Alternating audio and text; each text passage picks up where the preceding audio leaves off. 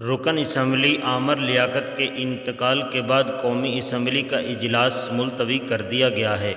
عامر لیاقت 2002 سے 2007 اور پھر 2018 سے لے کر تاحال رکن اسمبلی رہے۔ ان کے انتقال کی خبر آتے ہی پورے ملک میں سوگ کی لہر دوڑ گئی ہے، جبکہ سیاسی و سماجی رہنما کی جانب سے گہرے رنج اور غم کا اظہار کیا جا رہا ہے۔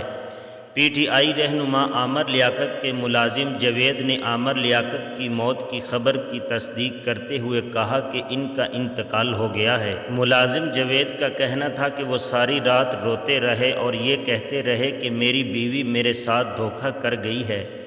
وہ ساری رات پریشان تھے اور ان کی طبیعت پچھلے کچھ دنوں سے ٹھیک نہیں تھی۔ دوسری جانب چھپا ذرائع کا کہنا ہے جب عامر لیاقت کو گھر سے اٹھایا گیا تو ان کا جسم حرکت نہیں کر رہا تھا اور وہ مردہ حالت میں تھے۔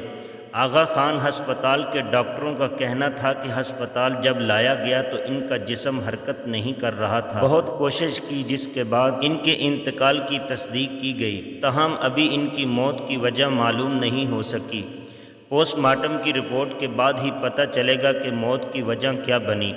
دوسری جانب سابق صدر آصف علی زرداری نے رکن قومی اسمبلی عامر لیاقت کے انتقال پر افسوس کا اظہار کیا ہے۔ میڈیا رپورٹ کے مطابق سابق صدر آصف علی زرداری کا کہنا ہے کہ عامر لیاقت کے انتقال کی خبر انتہائی افسوسناک ہے۔